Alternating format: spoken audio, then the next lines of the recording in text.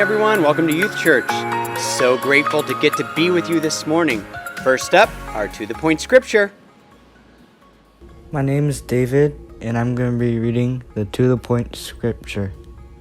Lord, you have been our dwelling place in all generations. Before the mountains were brought forth, wherever you had formed the earth and the world, from everlasting to everlasting, you are God. Psalm 90, verses 1 through 2. David, thanks so much for that great reading. Okay, after spending a couple of weeks in the Old Testament, today we're jumping to the New Testament.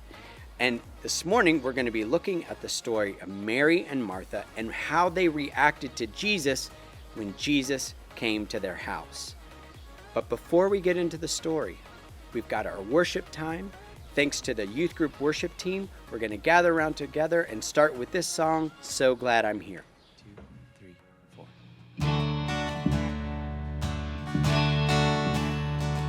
I'm so glad I'm here, so glad I'm here, so glad I'm here today. I'm so glad I'm here, I'm so glad I'm here, so glad I'm here today. I'm gonna sing while I'm here, sing while I'm here, sing while I'm here today. Sing while I'm here, I'm gonna sing while I'm here, sing while I'm here today. Joy brought me here, joy brought me here, joy brought me here today. Joy brought me here, joy brought me here, joy brought me here today. And Jesus is here, Jesus is here, Jesus is here today. Jesus is here, my Jesus is here, Jesus is here today. I'm so glad I'm here, so glad I'm here, so glad I'm here today. So glad I'm here, I'm so glad I'm here, so glad I'm here today.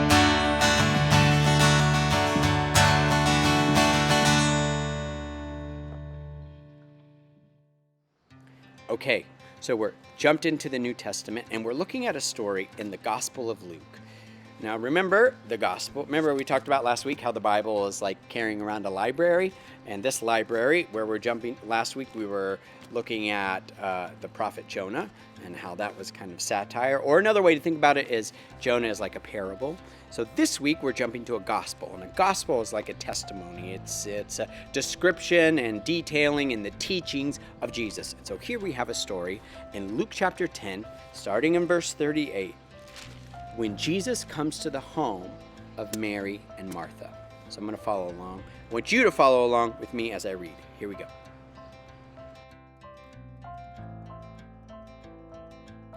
As Jesus and his disciples were on their way, he came to a village where a woman named Martha opened her home to him. Martha had a sister called Mary, who sat at the Lord's feet listening to what he said.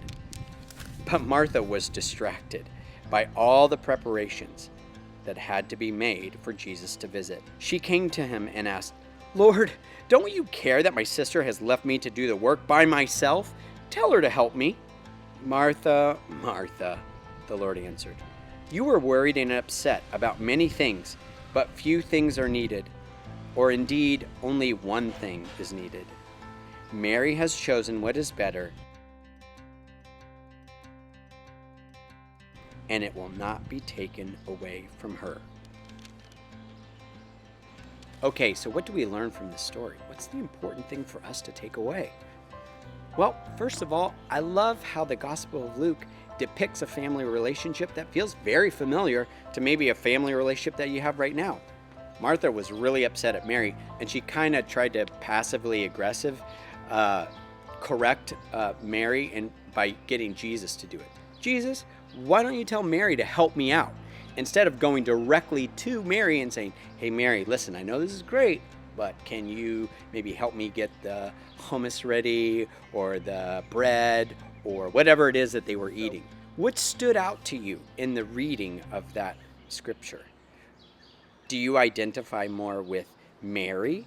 Are you someone who likes to sit and to think and to wonder and to kind of take in while everything else kind of circles around you? Or are you like a Martha type where you like to get in and get it done and get things set and situated so everything runs smoothly or the way it's supposed to be? Martha is trying to get Mary to serve Jesus in a pretty reasonable way. It's not unfair for Martha to be like, hey, Mary, can you help out? We've got Jesus and a lot of the disciples who were there. But I think one of the things that's really important for us to think about is Jesus' response to Martha. When Jesus says to Martha, look, Martha, all these things are swirling around you. You're worried about what needs to be done, but Mary has chosen what is better. Mary has chosen to sit at my feet. Now, kind of don't like the idea that Jesus is I don't necessarily like the idea that Jesus has chosen which of those actions is better. But in this situation, it's important because Martha was worrying about things that even Jesus says in here, Martha, you are worried and upset about many things, but few things are needed. Indeed, only one thing is needed. So Jesus was really focused on relationship and really focused on being in the life of people and everything surrounding it, the pomp and circumstance. I can't even believe I said it. And everything around it. Jesus was really focused on relationships. And in that focusing on relationship, Jesus knew that the thing that was most important was that Mary spend time sitting, listening to Jesus, and for Jesus to listen to Mary. That's good. So this morning I was thinking about how maybe we could sit at the feet of Jesus a little bit better than maybe we typically do. And one idea that I had was to create a prayer space. Now, we've all been stuck at home because of the COVID situation, everything like that. So I'm sure you've got all these nooks and crannies in your house that you've already, I don't know, maybe created some things. But have you created a prayer corner or a space in a closet or, I don't know, some sort of little out of the way space where you can make a prayer corner? What are some ideas that you can have to make a space in your home where you could go and it could remind you to pray? So what could it look like? Oh, well, maybe you could have note cards of scriptures on the wall, or maybe you could have really beautiful art that your parents can help you download from the internet, or maybe you could have like a symbol of the cross, or maybe a really comfortable pillow that you can sit on and think about and pray. Or maybe it's a place where you have a little speaker and you can play hymns or music that can remind you about God. Creating your own prayer space is such a great way to become kind of a Mary in the world that's so full of Marthas. Does that make sense?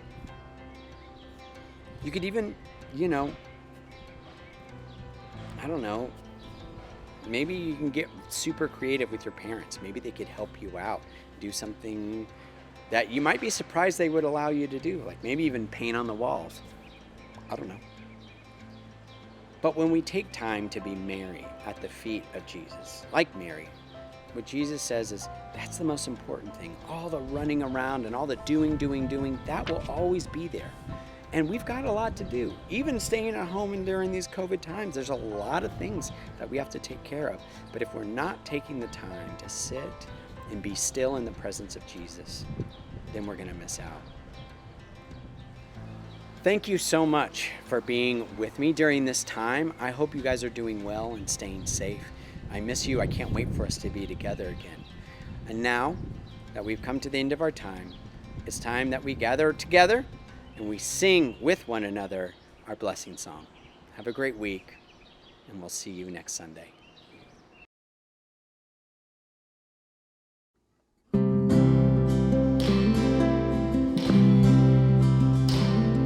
May God give you eyes to see all that is good, all that is good. The courage for anything. May you be strong, may you be strong. May God give you ears to hear His loving voice, His loving voice, speaking all